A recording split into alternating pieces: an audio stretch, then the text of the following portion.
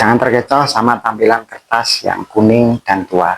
Di video Hot Room ini ahli forensik akhirnya bongkar gimana cara menyulap dokumen baru jadi kelihatan kayak 40 tahun ke belakang. Ahli forensik. Halo Bapak Raden Hendro, sebagai ahli forensik, apa tanggapan Anda sesuai keahlian saudara atas ijazah Jokowi ini? Ya, terima kasih Bang. Jadi kalau dalam pemeriksaan forensik itu ada beberapa unsur yang harus diperiksa. Yaitu pertama adalah kertasnya. Apakah kertas itu dalam kondisi baru atau tidak?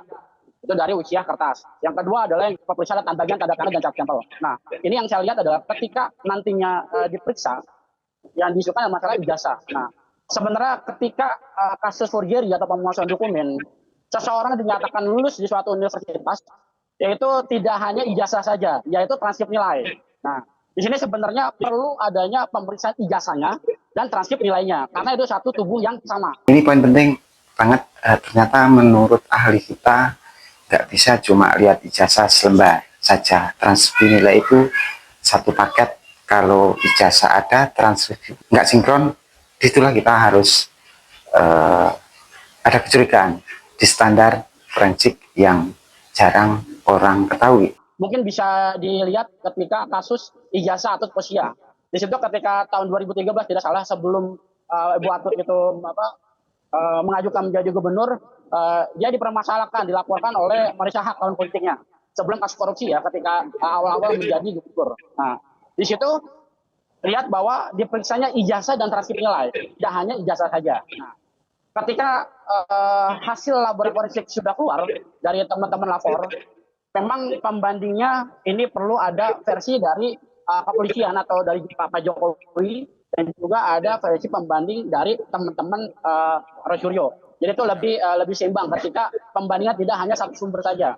Nah, itu mungkin bisa dicek dari dua item itu Pak ya. Dari pertama adalah ijazah dan transkrip nilai, dan juga sumber dari pembandingnya. Tidak hanya satu sumber saja. Kalau nantinya diminta oleh pihak kepolisian atau dari pihak hakim, yang nantinya diperiksa itu harus dari pembanding dua sumber, baik dari Roy Suryo atau dari Pak Jokowi. Hasil dengan forensik Australia AIP itu, kita hanya bisa menentukan kertas itu lama atau baru, tidak menentukan usia kertas.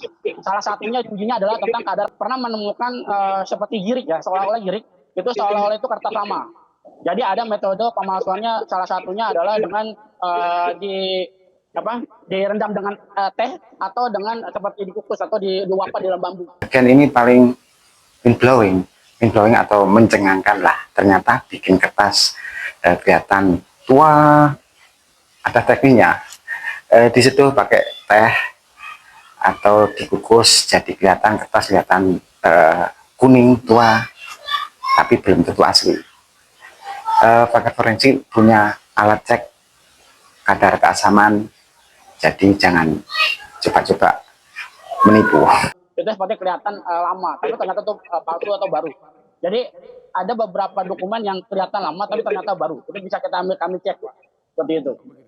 Sekarang kita tanya kepada Pak Hipnu Nugroho, apakah ada upaya hukum bagi pengacara Roy Suryo untuk membuktikan bahwa kertasnya itu masih baru, tulisannya tidak benar? Ada nggak upaya hukum yang tersedia bagi pengacara dari Roy Suryo? Ada Bang, jadi kalau kita lihat dakwaannya kan 310, 311. Kalau 310 kan pencemaran nama baik, 311 adalah fitnah. Fitnah tentang keadaan sesuatu yang tidak benar. Nah, sesuatu tidak benar itu apa? Adalah sebagai primer buktinya adalah ijazah. Oleh karena itu, mau tidak mau, nanti pengadilan sebelum memeriksa yang lain dipastikan ijazah ini asli atau tidak. Disitulah masing-masing pihak negara, penuntut umum membuktikan, penasihat hukum juga membuktikan dalam suatu wadah yang independen yang sama. Ini yang suatu perdebatan karena primer evidence-nya adalah ijazah. Ijazah mau tidak mau harus diperiksa, walaupun sebetulnya ini bukan dugaan pemalsuan 363 KUHP Bang. Ini adalah fitnah dan pencemaran nama baik. Tapi karena pencemaran baik tentang bukti yang tidak benar, mau tidak mau, hakim harus memfasilitasi, membuktikan tentang keaslian bukti yang tadi. dalam persidangan nanti, setahu kita, jaksa tinggal menunjukkan aslinya, dicocokkan dengan fotokopi, itu hanya hitungan menit di persidangan. Tidak pernah ada hakim perintahkan periksa dulu asli atau tidak. Itu bagaimana itu, Pak? Nah, inilah sekarang kan peradilan modern. Hakim harus berpikir progresif. Memang tidak diatur, tapi sebagai objeknya adalah ijazah. Sehingga kalau dipastikan ijazah itu adalah asli atau tidak, ini akan menjadikan penentuan perkara-perkara yang lain. Gitu. Oleh karena itu tadi saya katakan, hakim mempunyai kewenangan yang luas untuk berpikir out of the box, untuk memastikan permasalahan ini sehingga menjadi suatu clear demi bangsa dan negara. Tapi orang yang tersangkut di sini kan bukan sekedar seperti Hotman Paris, ini Jokowi, Pak. Gimana? Saya kira di era sekarang harus berani. Ini inti dari perdebatan hukumnya. Bang Hotman Paris nanya, hal yang berani nggak hakimnya? Karena objeknya adalah dokumen milik presiden. Menurut kalian di sistem hukum kita sekarang, hakim bakal berani nggak buat meraba, mengecek fisik langsung ijazah di depan persidangan? Harus berani, Bang, karena berpikirnya itu tadi membuktikan keaslian dan tidak asli. Fitnah loh, fitnah itu ketua tidak benar seperti apa, kan gitu. Harusnya ini kan sejak awal dibuktikan dulu, kan gitu. Tapi karena ini sebagai bentuk terhadap fitnah pencemaran nama baik, bukti evidence primary harus dilakukan sebagai pembuktian terhadap uji forensik tadi. Bang Hendro itu ahli forensik. Ahli forensik itu ahli yang kekuatan hukumnya itu bebas. Bisa dipakai, bisa tidak. Karena itu ilmu di luar hakim, ilmu di luar jaksa, ilmu di luar penasihat hukum. Dengan demikian, hakim akan seluas-luasnya melihat dari bukti tadi, dengan meraba, dengan melihat dan sebagainya, untuk melihat keaslian tadi.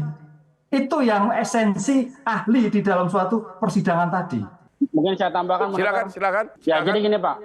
Dulu pernah ada kasus tentang masalah hasil forensik ya.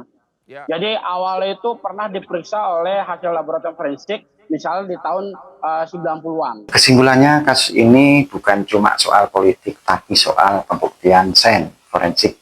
Kalau emang asli, tinggal buktikan. Dan cek kertasnya secara independen. Kalau menurut kalian, perlukah dibentuk tim forensik swasta seperti saran ahli forensik tadi supaya lebih netral? Tulis komentar kalian di bawah. Oke? Mari. Karena seorang ini menuntut keadilan, maka diperiksalah hasil lab itu ke luar negeri. Nah, hasilnya ternyata beda antara yang awal sampai dengan yang 10 tahun ke depan. Karena kasus dokumen ini barang buktinya tidak musnah dan terus bisa diperiksa. Nah, ketika hasil itu beda, maka yang pemeriksa yang lama sudah pensiun, dia hadir di persidangan bahwa hasilnya adalah A, sedangkan yang diperiksa di luar negeri itu hasilnya ada B. Dan akhirnya yang menang adalah hasil dari B. Nah, ini adalah kedewasaan dalam hukum ya di Indonesia khususnya. Karena kemarin saya juga sudah sampaikan bahwa jika ingin negara maju, maka Indonesia itu harus adanya forensik swasta.